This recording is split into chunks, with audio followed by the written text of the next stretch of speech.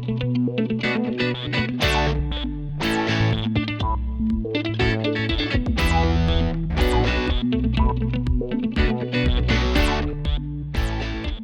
están ustedes? Bienvenidos a un nuevo capítulo en Hablemos de Salud. Hoy vamos a hablar sobre los diversos exámenes para detectar el COVID-19 en nuestro país y también vamos a abordar los tratamientos y vacunas que se están desarrollando alrededor del mundo para combatir esta enfermedad. Nos acompaña en esta ocasión Marcelo Alarcón, tecnólogo médico y académico de la Escuela de Tecnología Médica de la Universidad de Talca y además investigador del Centro de Investigación en Trombosis de la misma casa de estudio. Marcelo, bienvenido y muchas gracias por acompañarnos. No, muchas gracias a ustedes por invitarme a este programa, que es número uno en la región, visto por todos. Así que yo feliz de poder ayudarlo y estar en esta entrevista. Perfecto. Marcelo, lo primero que quiero preguntar es sobre la cantidad de exámenes que existen actualmente en nuestro país para detectar el COVID-19. Bueno, básicamente los dos exámenes más importantes o avalados, o estandarizados o más seguros para la ciudadanía son dos. Uno, lo vamos a dar el nombre, por decir así, teórico y vamos a tratar de explicar y entender qué se trata. Uno es el qPCR, ¿ya? Que es una parte molecular, y el otro que se le ha llamado test rápido, en el cual detecta una respuesta inmunológica. Pero para que entendamos qué mide cada uno, muy brevemente, porque seguramente después iremos hablando, el virus, por decir así, en su interior tiene una huella digital, ¿ya? Que es prácticamente, en ciertos segmentos, que es única. Entonces nosotros como un detective, vamos a definir primero qPCR, como un detective tenemos que pesquisar esa huella digital. Mucho específicamente para que a lo mejor algunos lo habrán escuchado como el material genético del tipo RNA. Entonces nosotros como, digamos, como detective, lo que tenemos que hacer es pesquisar esa huella.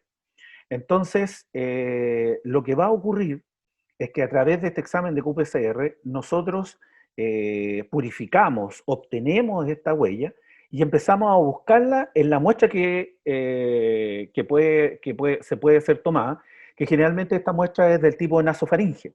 Se llama naso porque viene de la nariz y faringe porque viene de la parte final de lo que tiene que ver, por decir, la pared de lo que está de la boca hacia arriba.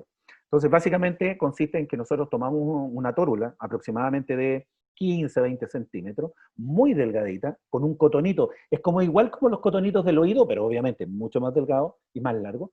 Y se tiene que introducir, y eso es súper importante, porque se tiene que introducir hasta el fondo. Generalmente uno dice hasta el fondo, como hasta la altura de la oreja, porque también Ya. nosotros como ciudadanos si nosotros sabemos, podemos de alguna manera, oiga, pero parece que no me tomó bien la muestra, si también nosotros informados podemos también exigir. Entonces, lo ideal es que ese largo tiene que llegar más o menos a la altura de la oreja. Y después lo van a rotar. Y la pregunta es, ¿por qué en ese sector? Porque se ha visto que el virus en ese sector se acumula en mayor cantidad.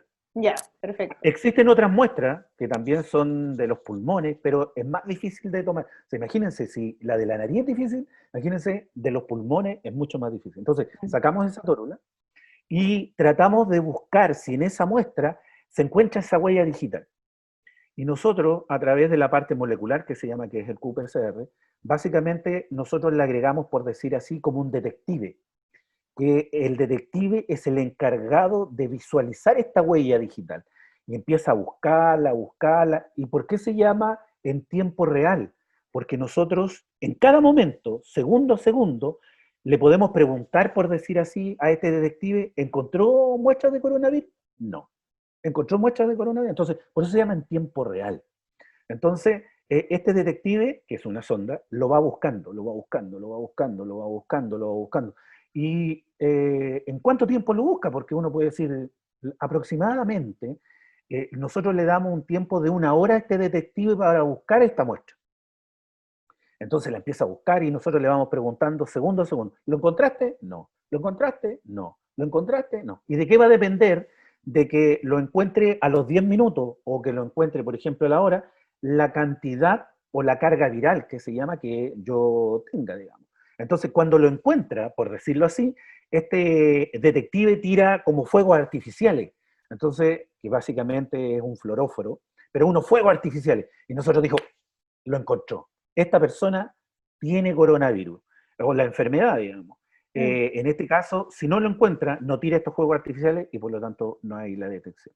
Y perfecto. ¿Y eso, es doloroso este test? el, el, el test básicamente, bueno, va a depender como a quien le pregunte, porque yo he escuchado que algunos dicen, no, es súper doloroso, pero en estricto rigor, cuando la persona está tranquila, confía, en este caso en el profesional que debiera realizarle el examen, yo soy tecnólogo médico, por lo tanto el tecnólogo médico le va a realizar este examen, si se realiza bien, básicamente sentiría un cosquilleo, Ya. ya cuando está muy tensa, muy nerviosa, incluso puede llegar a estornudar, y por eso, digamos, hay gente que se pone esta especie de careta, Mm, porque si no estaríamos respirando. Por lo tanto, digamos, 1 o 2 segundos no debiera demorar, digamos, este procedimiento. ya, es súper rápido entonces. Es súper rápido. Ahora, ¿cuál es lo importante? ¿Por qué existen estos dos? Entonces, cuando va a depender de la pregunta, por ejemplo, tú estás pasando o estás teniendo este virus en tu cuerpo, entonces la técnica que hay que hacer es esta que llamábamos el QPCR. Perfecto. Pero la pregunta, ¿tú alguna vez dentro de este mes, por ejemplo, te contagiaste con coronavirus? ¿Te das cuenta que es otro tipo de pregunta? Claro. Entonces ahí se hace lo que se llama el test rápido. Ya. Ahora, ¿en qué consiste el test rápido? Para explicarle, digamos, a nuestros ciudadanos, imagínate que el sistema inmune es como si fuera un batallón del ejército o de la marina, para no, digamos, decir a nadie. Y en general en la guerra, ¿cómo tú matas a otra, digamos, a tu enemigo? Lo matas a través, por ejemplo, de balas. Y existen distintas balas, ¿cierto? Dependiendo de qué quieres tú matar. Por ejemplo, balas más largas, más gruesas para un blindaje, balas más chiquititas tal vez para matar a personas. Y el sistema inmune es exactamente lo mismo. En el sistema inmune existen unas células, que son los linfocitos, que son los encargados de fabricar estas balas. Entonces, existen dos tipos de balas. Unas balas que se llaman IgM, que son las primeras balas, cuando, por decir así, cuando todavía no se acercan las personas y tú quieres matar al blindaje completo, quieres matar, digamos, a lo más grande. Entonces, esta bala se llama IgM.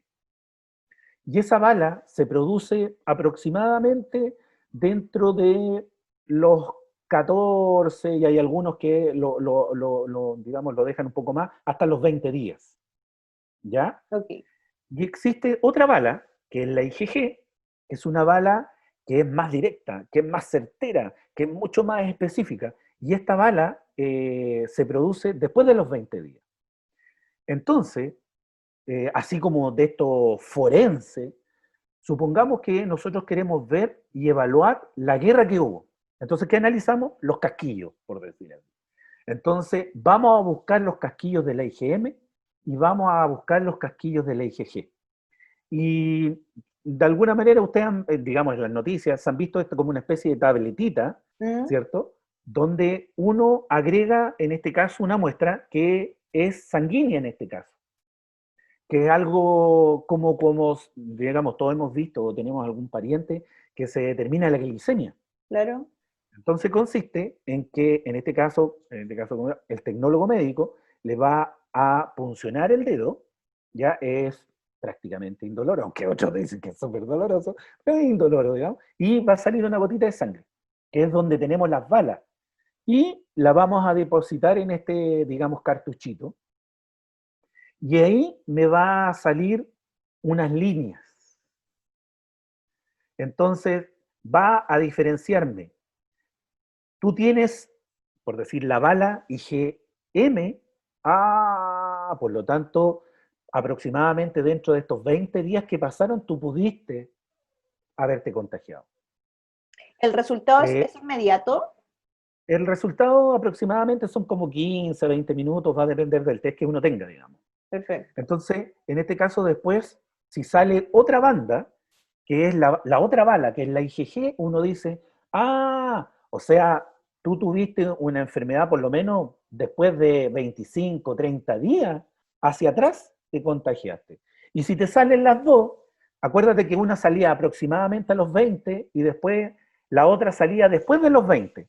Entonces, rodeando los días, el 20, por decir así, ¿cierto? Como, digamos, una X, en el sentido, vas a poder pesquisar los dos. Entonces tú dices, ah, entonces de aquí hacia 20 días aproximadamente tú tuviste una infección asociada al coronavirus. Y esos son Perfecto. básicamente los dos test ¿Qué que están avalados, digamos. Perfecto. Marcelo, ¿qué efectividad tienen estos test? Hemos visto algunos casos de falsos positivos, falsos negativos, pero un porcentaje mínimo. ¿Qué finalmente, cuál finalmente es la efectividad que tienen?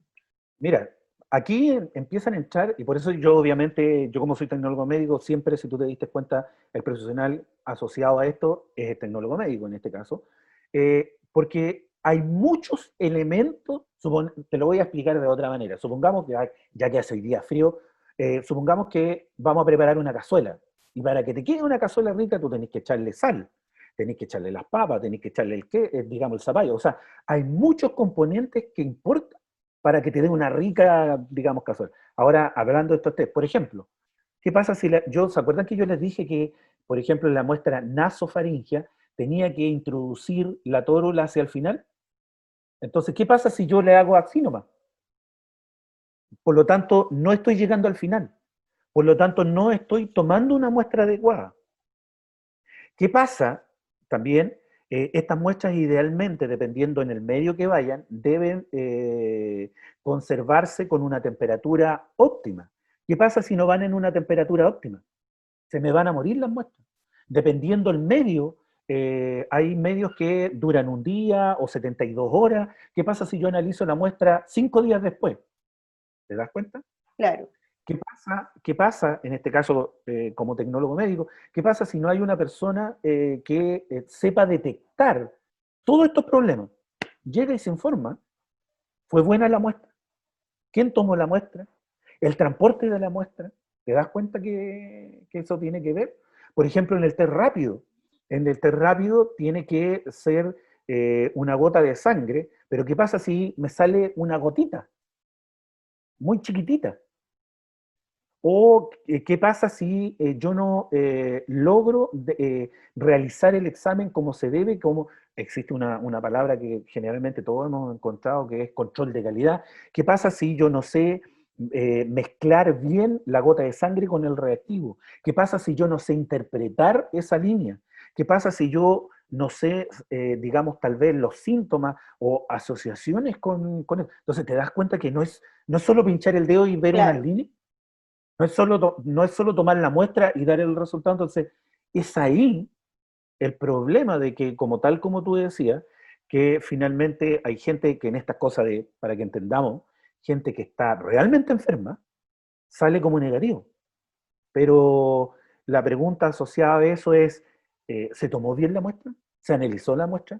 ¿Se interpretó la muestra? Entonces, no es al azar o no es algo simple poder realizarlo. O sea, en este caso hay profesionales, como en este caso tecnólogos médicos, que son los indicados, si no lo podría realizar cualquier persona y eso no es así. Entonces, ese es el punto. Y lo otro que también tiene que ver, que de alguna manera también es como, imagínate, yo quiero llegar rápidamente a Concepción. Si yo me voy, no sé, por una citroneta, voy a llegar, no sé, 3 días. Si me tomo, no sé, un Lamborghini, voy a llegar más rápido. ¿Hacia dónde quiero apuntar? De que existen ciertos, por decir, equipos y reactivos, decirlo, que el ISP, que es nuestro, o el MinSal, que es nuestro ¿Mm? órgano que nos ve y dice, mire, ¿sabe? Para hacer este test, estos son los indicados. Entonces, por ejemplo, están validados esos test, le dio el visto bueno el MinSal, entonces te das cuenta que no es tan solo ver un resultado, hay muchos elementos que influyen en poder tener este resultado final. Claro, y Y de eso alguna manera, Solo de alguna manera la idea de finalmente de esta entrevista es para que, como de alguna manera la comunidad sepa y sepa cómo le están realizando el examen. Digamos. Sí. Claro, yo le mencionaba estos casos que se han dado, ¿son mínimos? ¿Es bajo el porcentaje? Pero es que de alguna manera, si bien es cierto, dependiendo como tú lo puedas ver, a lo mejor son muchos o a lo mejor son pocos, pero ¿de qué va a depender? Porque como no tienes, si en estos casos, como no tienes una línea, ahora se supone, digamos, que todos están ocupando, digamos, todo esto es lo que yo te digo, buenos procedimientos, el tecnólogo médico está validando todo, los reactivos, o sea, si damos por sabido todo, obviamente son bajos, pero en este caso tendríamos que, como te digo, asumiendo de que todo se hace como lo que yo te diga en esta regla, debiera, o sea, son mínimos, digamos, pero la pregunta es esa, digamos. ¿Lo están haciendo todo así?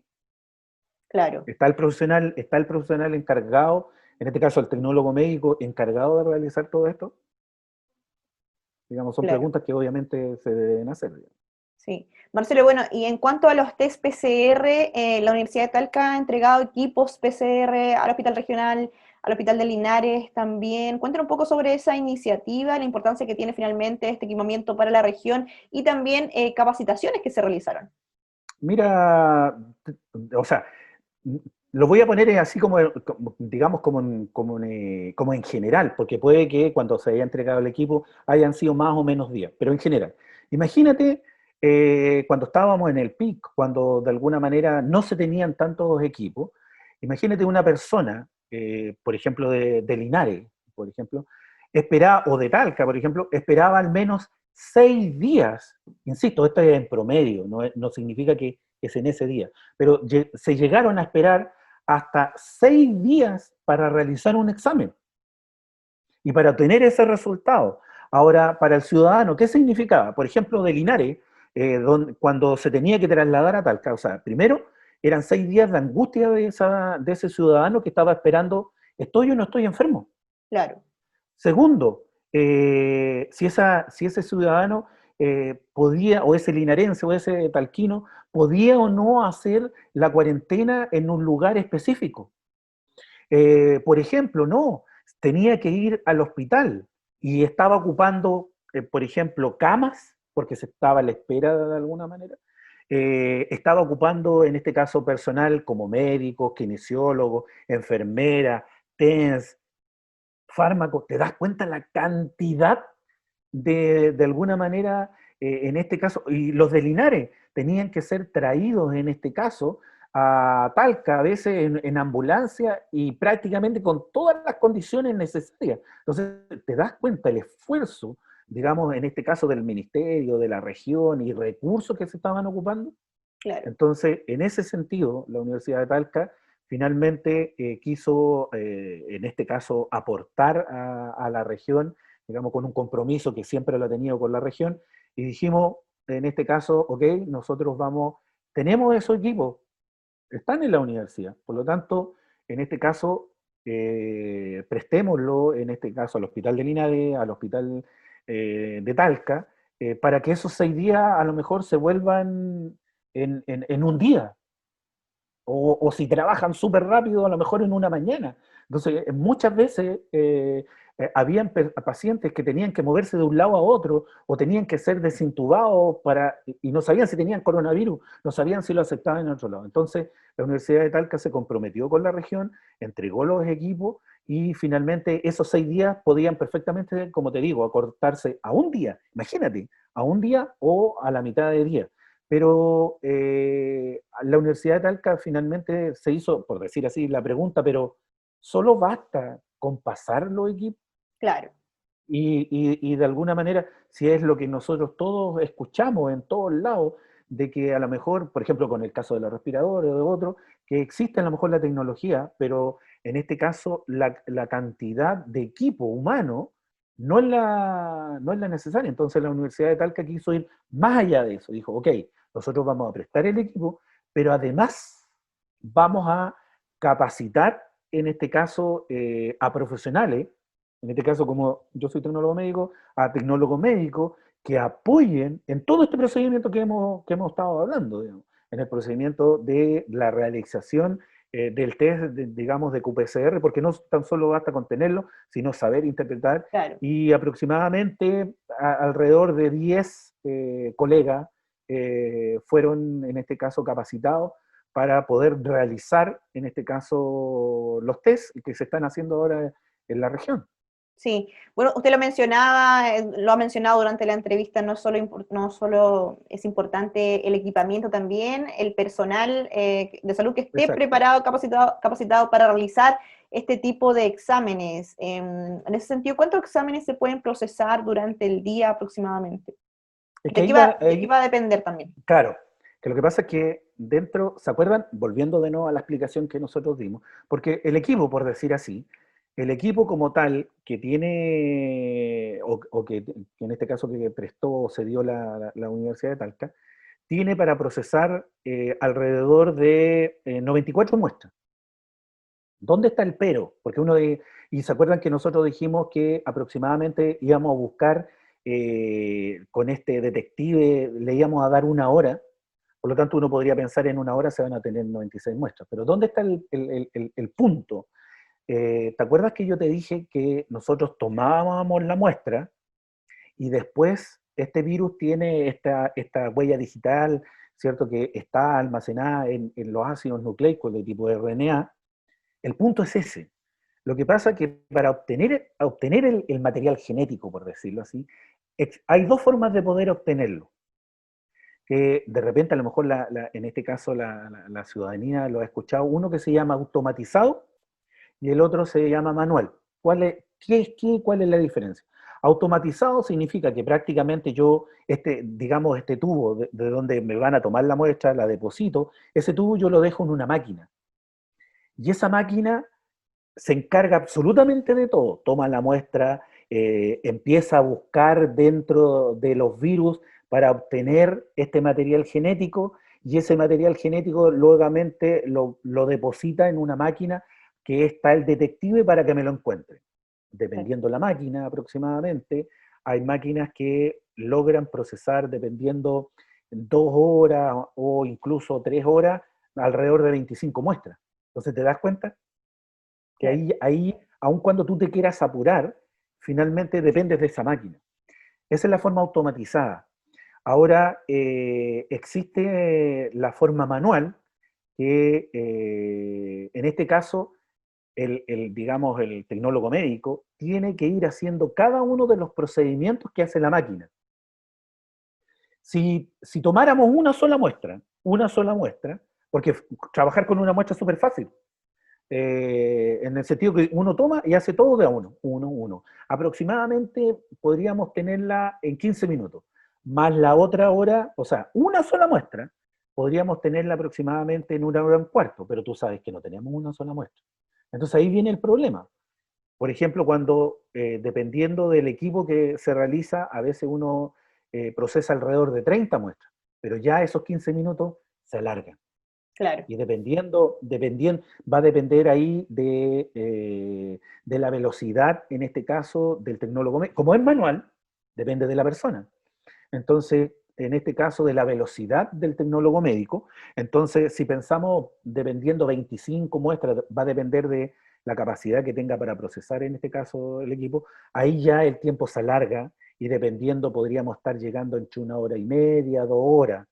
O sea, si tú cierras dependiendo en 3 horas, por ejemplo, más la hora del equipo y todo el procedimiento. O sea, si uno quiere, en una mañana se podrían perfectamente informar alrededor de 30 muestras, al menos.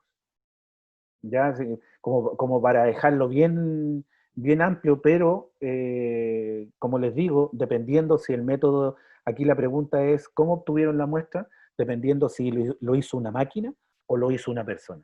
Y eso puede ir variando de lugar en lugar porque va a depender finalmente de los profesionales cómo estén trabajando, porque hemos visto que los profesionales de la salud, a lo mejor al principio lo hicieron, te voy a inventar, en 1 hora, pero ya ahora, después de tanto tiempo, cansado, trabajando día y noche, ya este tiempo a lo mejor, uno se puede haber acortado porque ya están más expertos, o a lo mejor un poquitito más porque también están cansados. Claro, sí. Bueno, vamos a seguir hablando de este y otros temas. Nos vamos a separar solo unos instantes y ya regresamos con más. Hablemos de salud.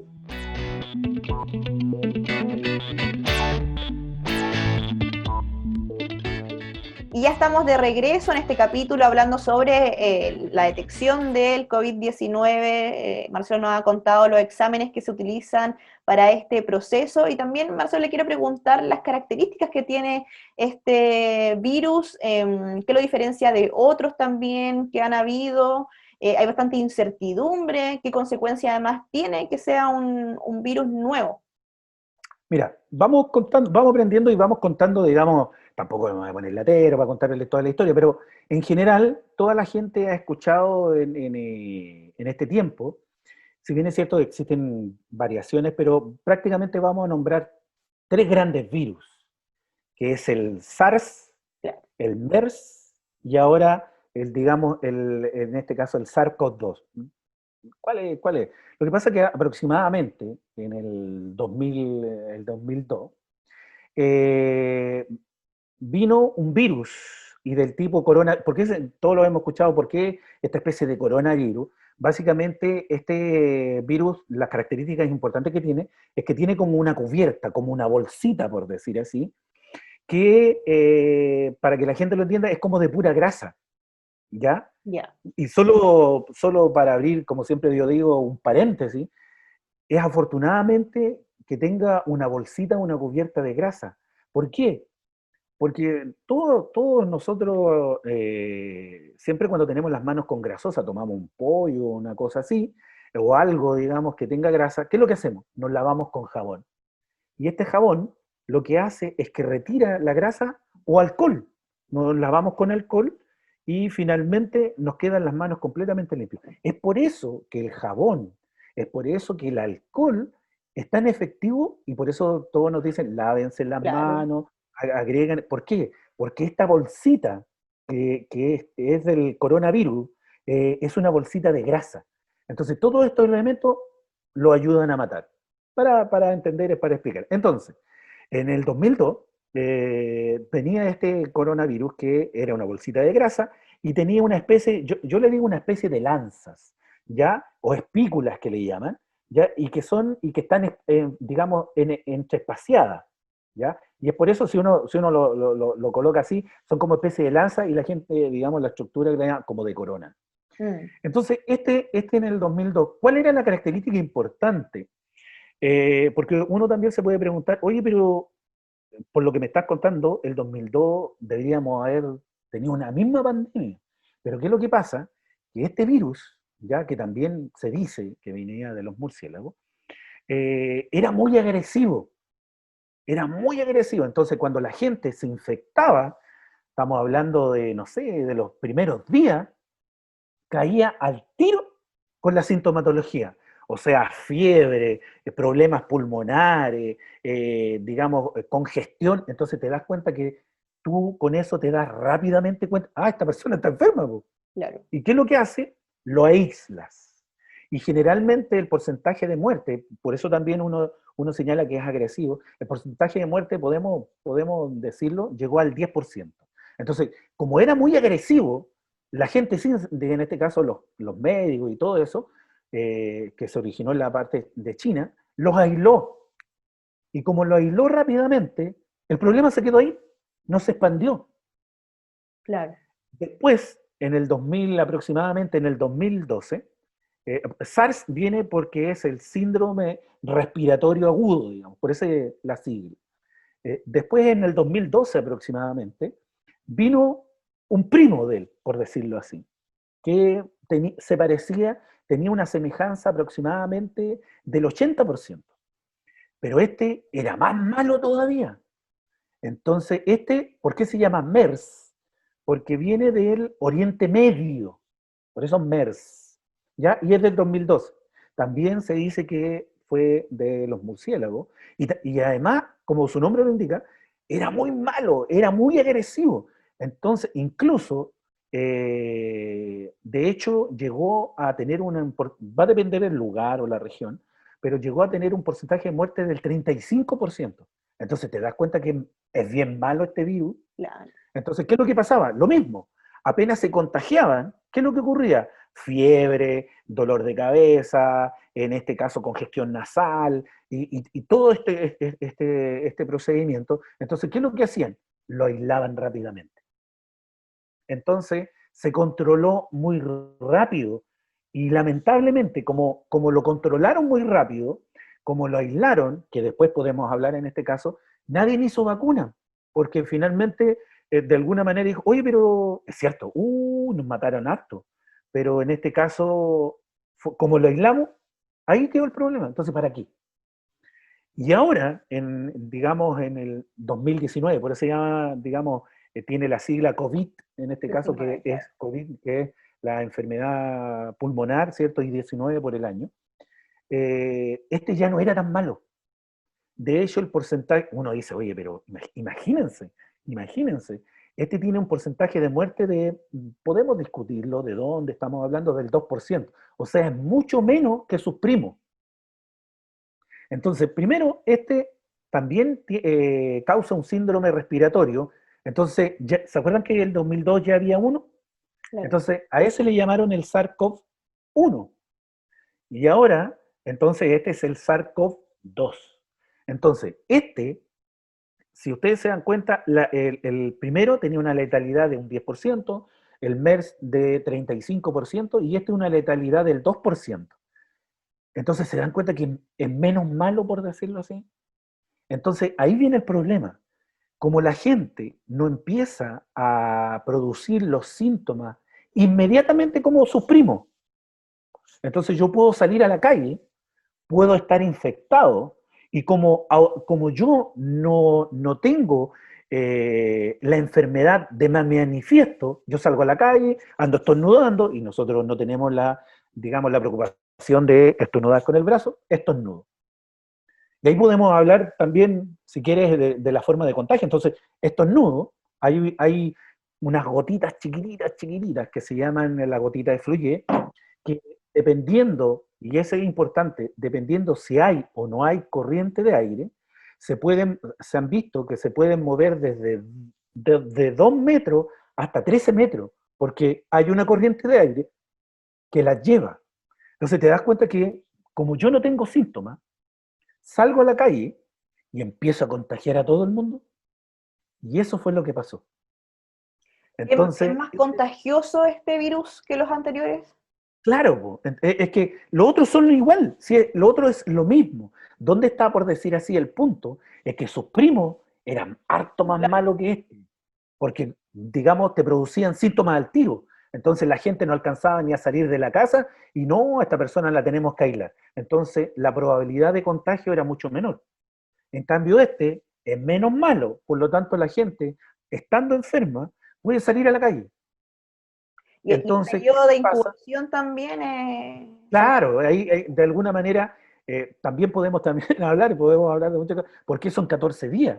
Porque de alguna manera, ¿por qué son 14 días en la cuarentena? Se ha visto en cultivos, digamos, en laboratorio, para dejarlo así, que días más, días menos, dentro de los primeros 9 días, como tal como tú lo señalabas, se produce la replicación viral y entrando como replicación para que entendamos la gente, básicamente este virus ya lo que hace, nosotros, ahora, ¿por dónde se contagia? ¿Se acuerdan de estas gotitas?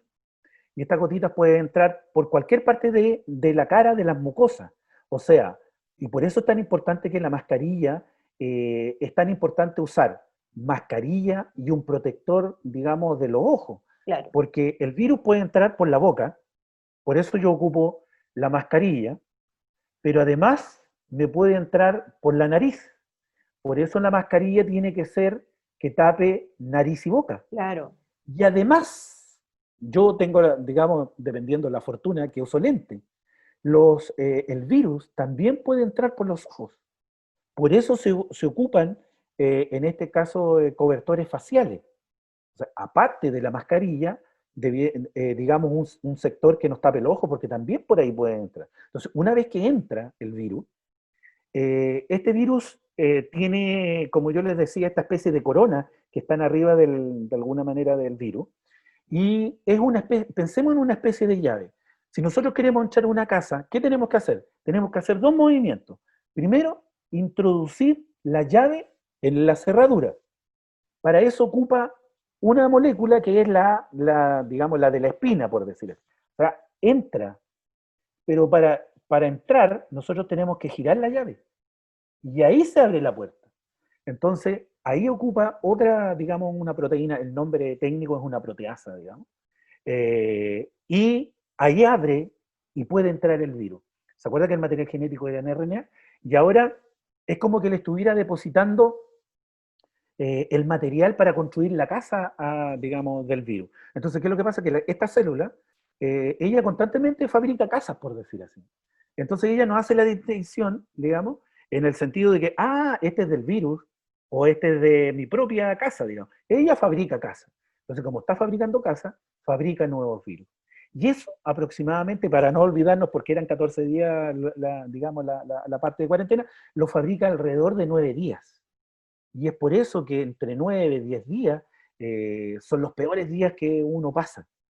Y te das cuenta que va a depender mucho de la persona que estemos hablando, porque a lo mejor alguna persona pueden ser 11 días.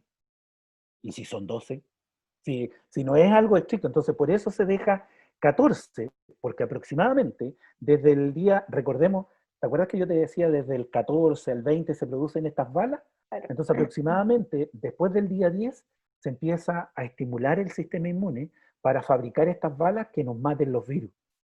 Entonces, hemos dicho cómo llega, hemos dicho que infecta, para no olvidar tu pregunta también en el sentido de que como es nuevo en este caso, lamentablemente no tenemos idea de nada.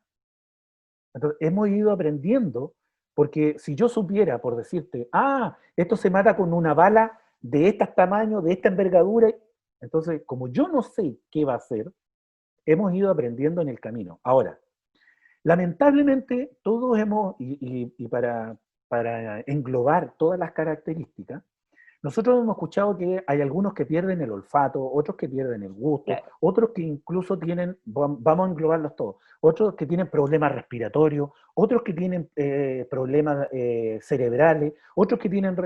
Pero la pregunta, ¿por qué? Volviendo, ¿te acuerdas que, de nuevo, te acuerdas que tenía estas espículas de Claro. alguna manera? Para no entrar en nombre, lamentablemente, esta cerradura, llamémosle cerradura, entonces, ¿te acuerdas que esta cerradura, ¿dónde se encuentra? Se encuentra en el cerebro, se encuentra en los pulmones, se encuentra en el corazón, se encuentra en el riñón, se encuentra en lo que es el tracto digestivo. ¿Te das cuenta dónde? Entonces, generalmente, lo que más se afecta es que una de las cerraduras va a estar alojada en nuestros pulmones. Entonces, viene el virus, entra, como ya dijimos, entra el virus y empieza a afectar las células respiratorias. Entonces, ¿qué entra la gente? Después empieza a haber un paro, en este caso puede ser respiratorio, porque no puede respirar, porque se están afectando las cerraduras o las células de mis pulmones. Claro. Pero hay otros, ¿ya? ¿Te acuerdas que había otra cerradura que estaba en el corazón? Entonces el virus también puede llegar al corazón y puede afectar el corazón. ¿Y qué le puede producir? Cuando uno dice corazón, trombosis, porque se está afectando nuestro corazón. Hay otra gente que tiene problemas, digamos, asociados al cerebro. Claro. ¿Pero por qué? Porque la cerradura se encuentra en el cerebro. Entonces este virus viaja, entra al cerebro y empieza a dañar nuestro cerebro, donde podemos tener problemas también de trombosis y otro tipo de cosas. Hay gente que, aparte de la parte respiratoria, tiene como colitis, ¿ya? La pregunta es ¿por qué? ¿Te acuerdas que había una cerradura en el tracto respiratorio? Entonces, también va a ese tracto respiratorio y la gente, por eso, cuando la gente está, todas estas cosas nos ayudan a entender de por qué la gente tiene que ponerse una mascarilla, por qué la gente, en este caso, cuando va al baño, hay que desinfectar el baño, es porque una cerradura también está en el tracto digestivo. Entonces, estas personas cuando hacen deposiciones, cuando tienen colitis, también están liberando una gran cantidad de virus. Por eso se tiene que limpiar. Y si seguimos, los riñones, es por eso que además los riñones tienen un sensor para el oxígeno. Y cuando se afecta a los riñones, también va a estar afectado este sensor. Entonces, te das cuenta, yo tal vez, por decirlo lamentablemente, dependiendo cómo uno la mire, es una máquina, pero maravillosa en el sentido de que, claro, es una máquina mortal para nosotros, lamentablemente, dado que nos afecta en distintas partes. ¿Ya? Y tiene lo justo de alguna manera para afectarnos y ser tan dañinos de alguna manera para provocarnos todas estas cosas que estamos sufriendo. Sí, bueno, muy clara la información que nos ha entregado, profesor. Son múltiples los efectos finalmente que puede causar el COVID-19 en nuestro organismo. Y ya para terminar, Marcelo, le quiero preguntar sobre las terapias, tratamientos, vacunas que se están desarrollando, cuándo quizás podría haber, podría existir la vacuna Claro. para combatir el COVID-19. De alguna manera, solo tú dices finalmente que lamentable que estemos terminados, yo estoy súper entretenido, Sí, digamos. Pero para finalmente, para ir, digamos, viendo, ahora te das cuenta finalmente que en este virus yo te nombré varias cosas que tenían unas espinitas, que tenían unas enzimas, que tenían un envoltorio.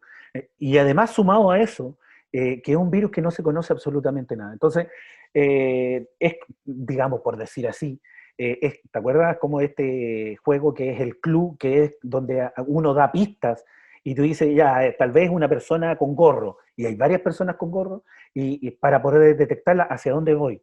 Lo que pasa que, por ejemplo, para crear una vacuna, para crear una cura, ¿se acuerdan? Otro recordatorio, ¿se acuerdan que nosotros teníamos el sistema inmune que producía balas?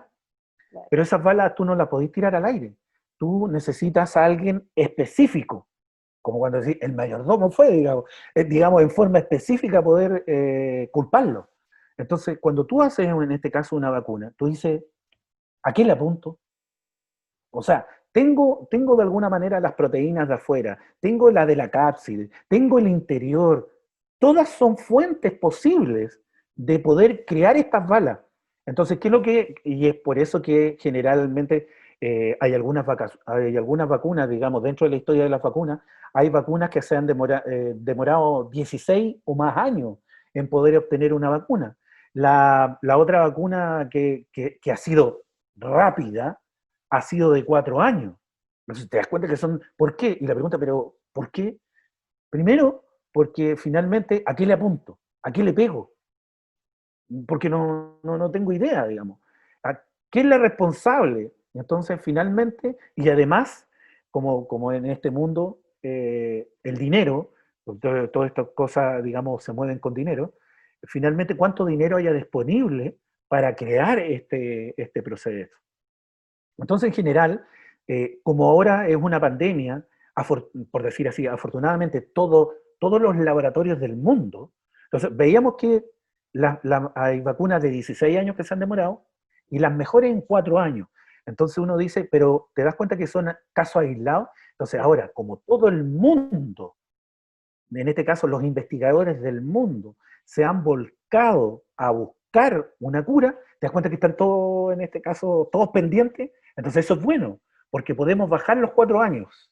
Segundo, como todo el mundo quiere hacer esta vacuna, hay distintas entidades que han aportado incluso 15.000 millones de dólares, como uno dice, por la parte baja, para producir esto.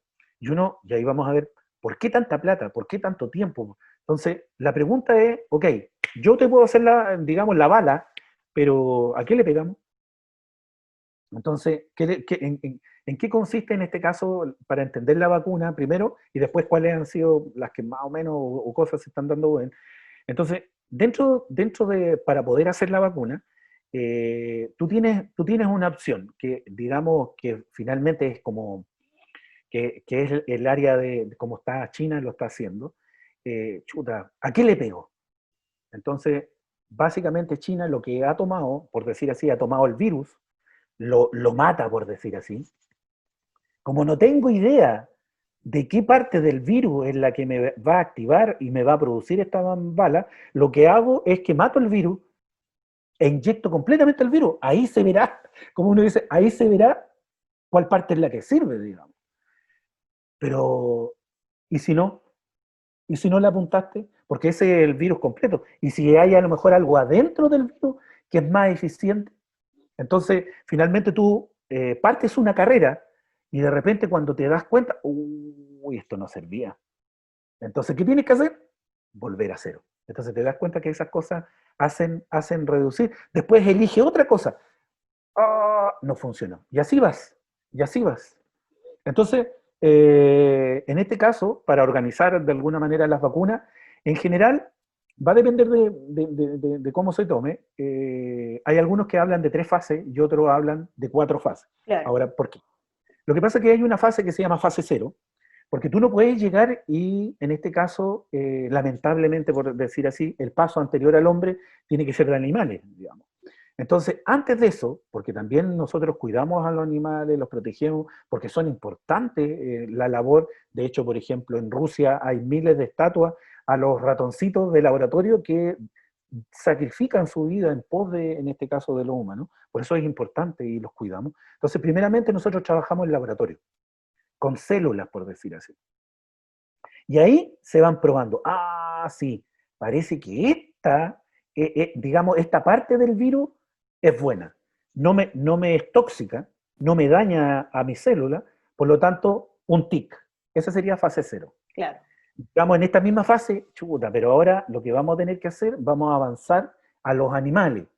Y animales como los ratoncitos, en este caso, se inyecta el virus y tú tienes 2 tipos de animales en el cual tú le inyectas el virus y a otro le inyectas, por ejemplo, una solución salina y le inyectas esta posible, digamos, vacuna o este segmento que va a crear una respuesta inmune y ves si se mejora o no. Le evalúas distintos parámetros para saber si es tóxico, es dañino, lo mata o no lo mata, tiene una buena respuesta. Ok, estamos bien. Entonces avanzamos a otro animal que pueden ser, por ejemplo, en este caso los simios. Las mismas pruebas, se mejoró, no se mejoró, le pasó algo, porque te das cuenta que la genética es distinta, Claro. pueden de alguna manera responder de distintas maneras. ¿Estamos bien? ¿Estamos bien? Sí.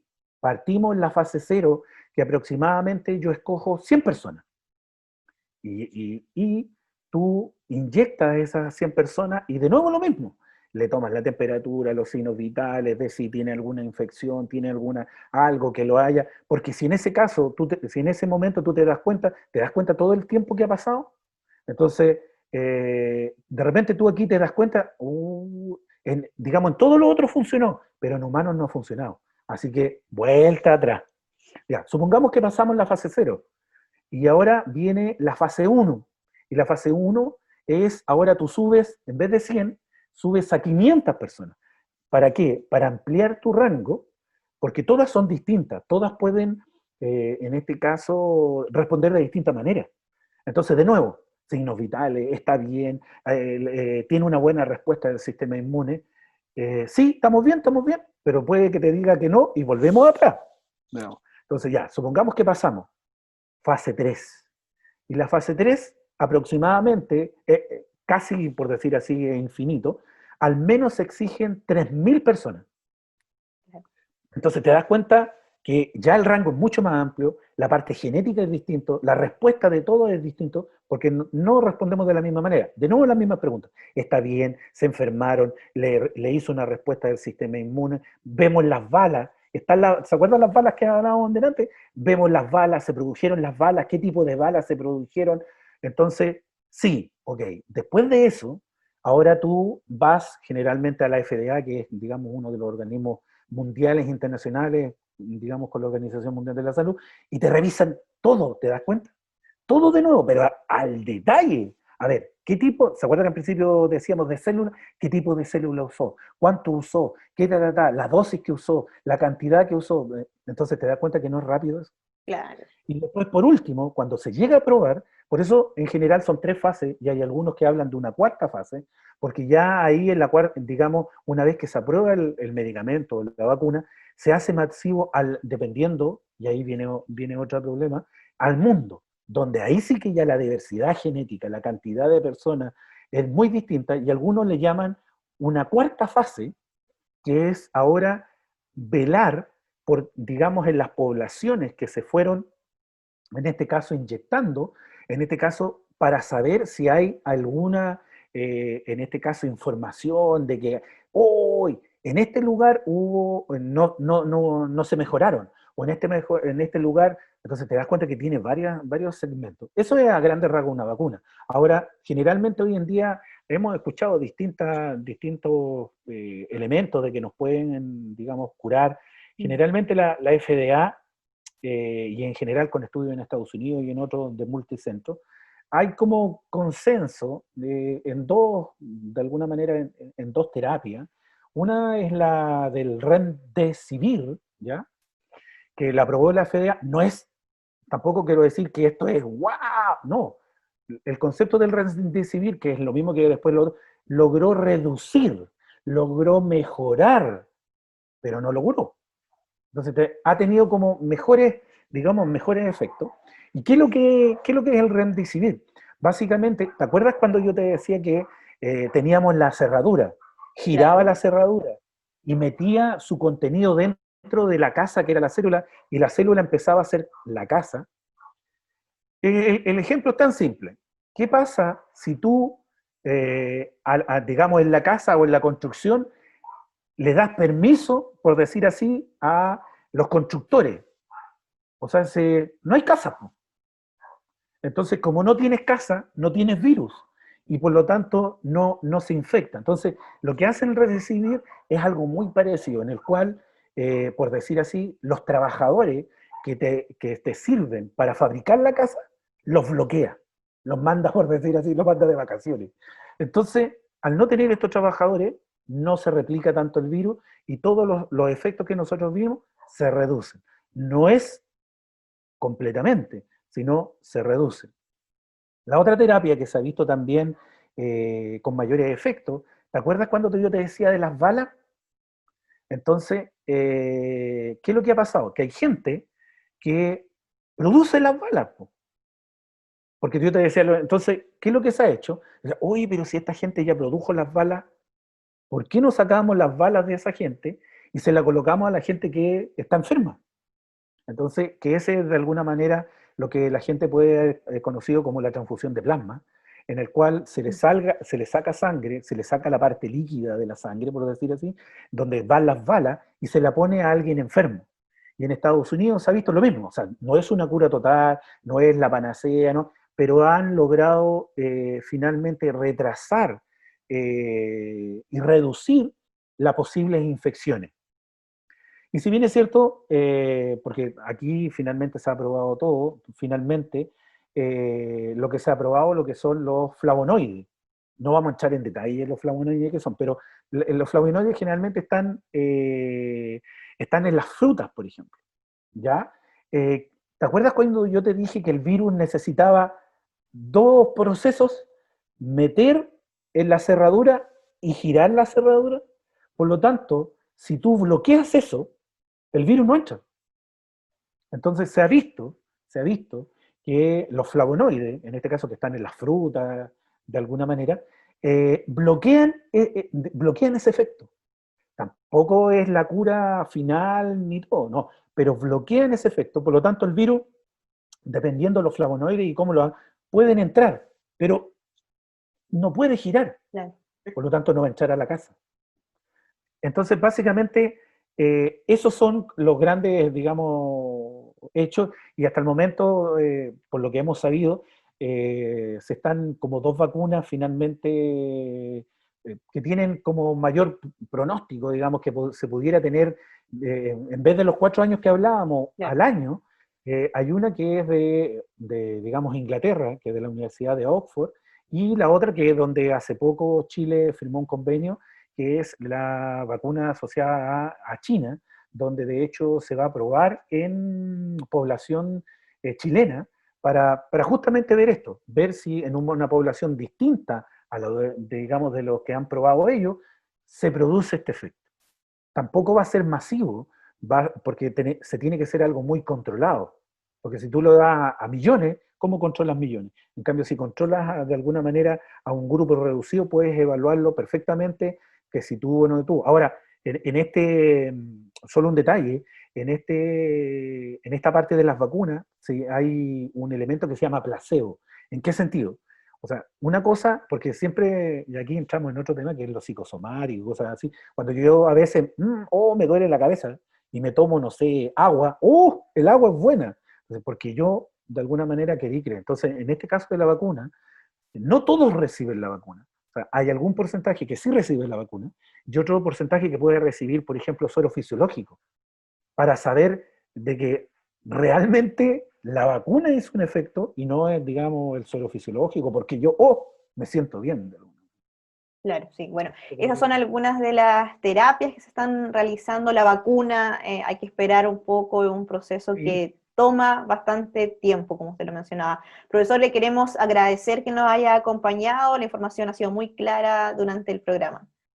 Yo realmente el que se va triste soy yo, porque de verdad lo disfruté junto a tu compañía en este, digamos, episodio y de alguna manera que todos lo ven, la región ve todo. De que yo triste me voy y finalmente uno dice, a lo mejor ojalá que nos veamos en otra oportunidad de alguna manera, porque me entretení o me entretuve demasiado.